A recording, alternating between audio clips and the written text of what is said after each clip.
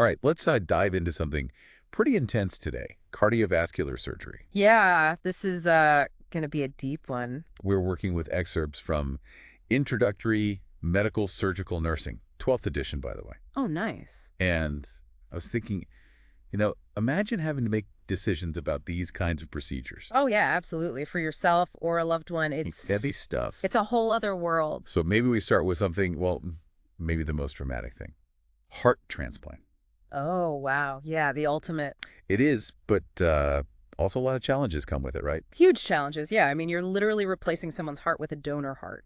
Right. The surgery is incredibly complex. I bet. But even before that, finding a donor is a huge problem. Yeah, I can only imagine being on that waiting list, the anxiety. It's a tough situation, for sure. What makes it so hard to actually get a transplant? Well, think about it. The demand is so much higher than the supply of donor hearts. Right. And the ideal donor. They have to be young, healthy, and then they have to, die suddenly, but in a way that their heart is still...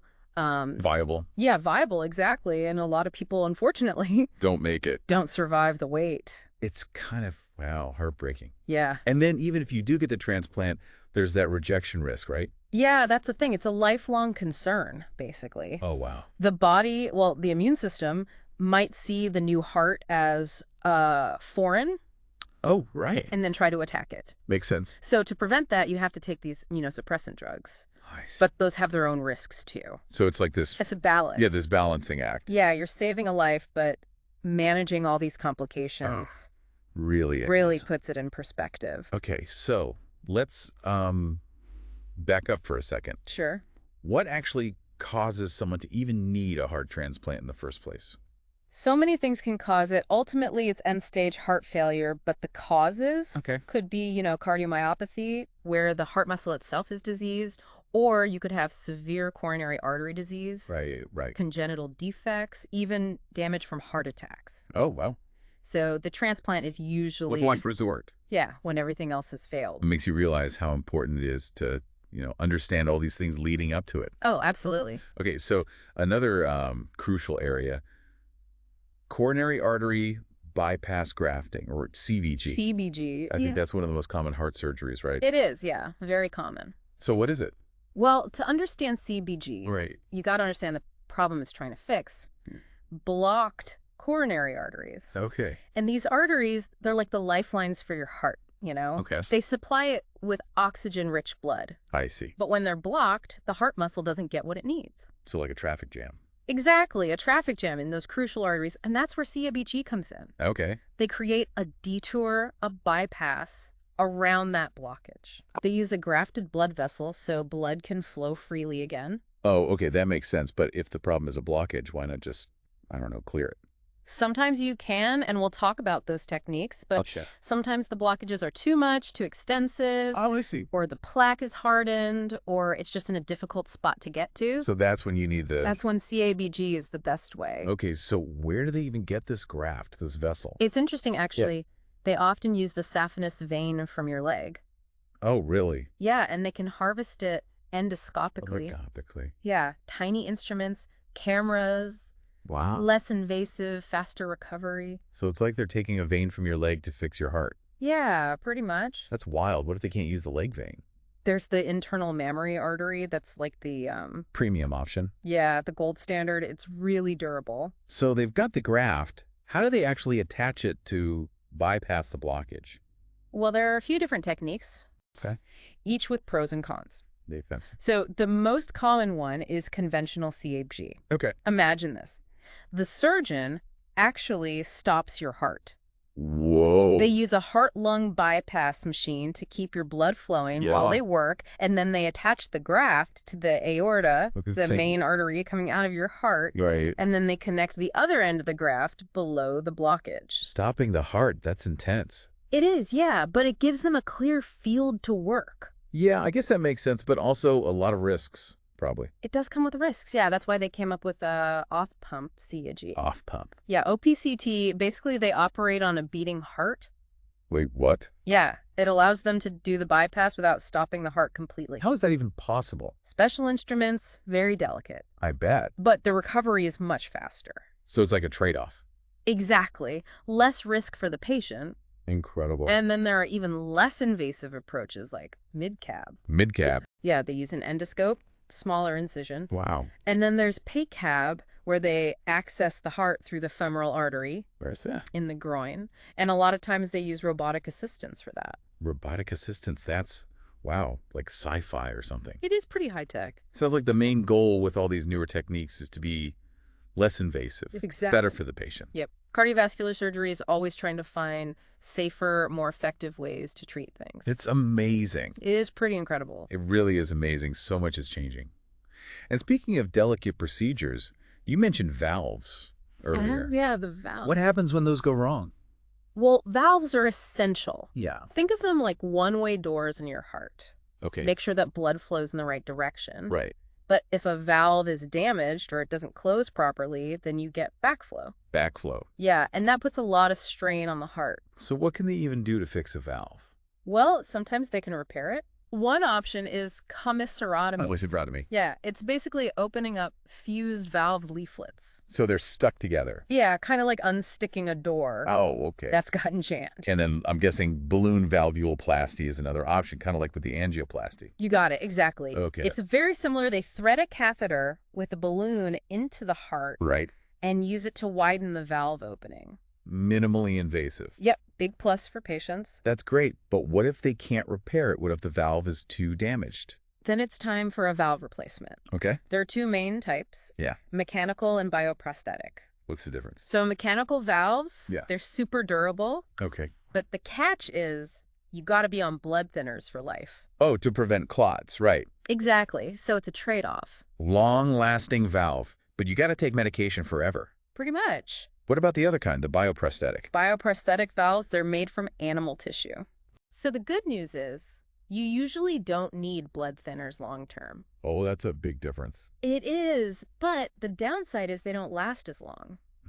Tough choice. It is a tough choice. I guess it just depends on the person. Exactly. Doctors work with the patient to figure out the best option. And just like with the CABG, there are minimally invasive techniques for this too, right? You bet.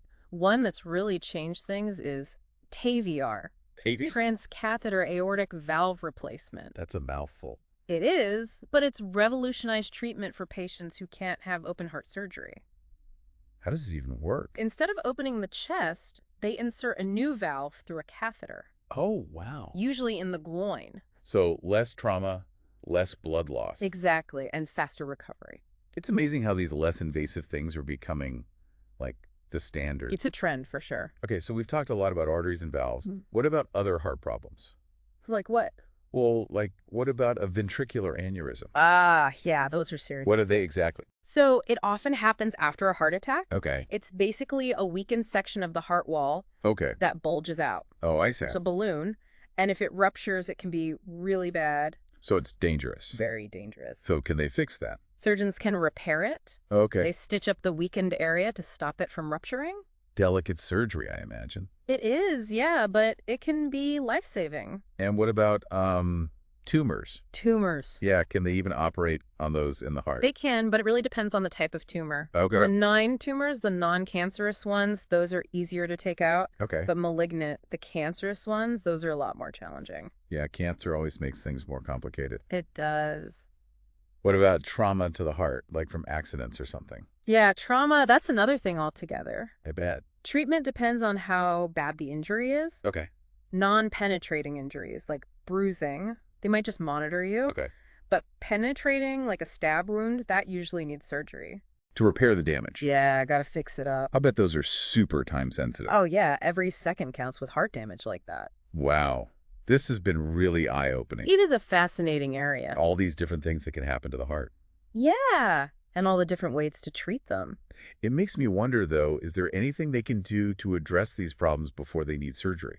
That's a great question, and it leads us to interventional cardiology. Interventional cardiology. Yeah, it's like a bridge between cardiology and surgery. Is it a type of surgery? Not exactly. It's more like minimally invasive procedures. Okay. They use catheters and imaging to treat the heart and blood vessels. So less invasive than surgery, but more specialized than just cardiology. Exactly. What kind of procedures are we talking about? Well, one of the most common is angioplasty. Angioplasty, I've heard of that. So imagine a blocked coronary artery. Yeah, Instead of doing open heart surgery, right.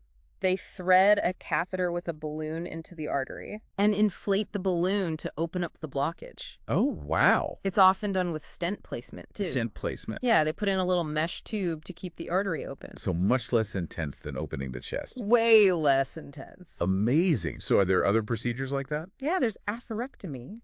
Atherectomy, what's that one do? They use a catheter with a tiny blade or laser. A laser. Yeah, to remove plaque buildup from the arteries. So like a tiny roto-rooter for your arteries? Exactly. That's kind of scary, but also pretty cool. It is pretty high-tech. So I'm guessing this is for more complex blockages. Yeah, the really tough ones. Wow, and they can even repair holes in the heart this way. Yep, things like atrial septal defect closure. I had no idea. They can do a lot with these minimally invasive techniques. So the future is less invasive, it seems like. It seems that way, yeah. And as technology keeps getting better, Yeah? we'll probably see even more innovation in interventional cardiology. It's amazing. It is pretty incredible.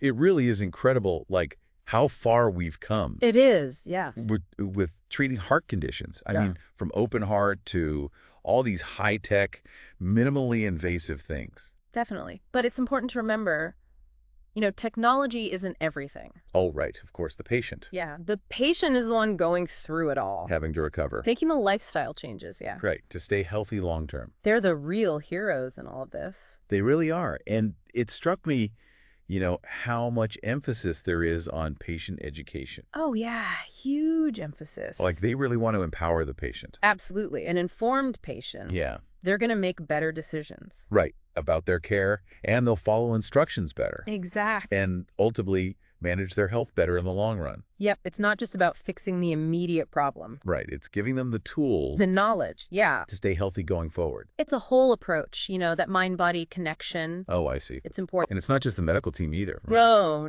not at all. Family and friends, Huge role. they got to support the patient Oh, yeah, that love and support, it makes a big difference. in recovery. Yeah, It's like building a whole network of care. that goes beyond just the hospital.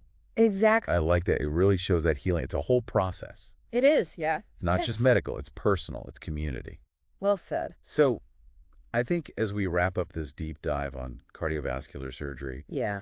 the biggest takeaway for me, I think, is just how much progress we've made Yeah, we've come a long way. in treating these conditions, but also realizing that, The patient is at the center. yeah, the patient is at the heart of it all. I love that it really is a testament to human ingenuity It is. and to medical advancements and just the spirit of the patients themselves. Absolutely. Uh-huh. So I guess that brings us to the end. It does. But we'll leave you with a thought. Okay. As technology keeps advancing, Yeah. what do you think the future holds for cardiovascular care? That's the big question. What new things will we be able to do? And what ethical questions will come up? Right, things to think about. For sure. So keep diving deep, stay curious, and keep those hearts healthy. Couldn't have said it better myself.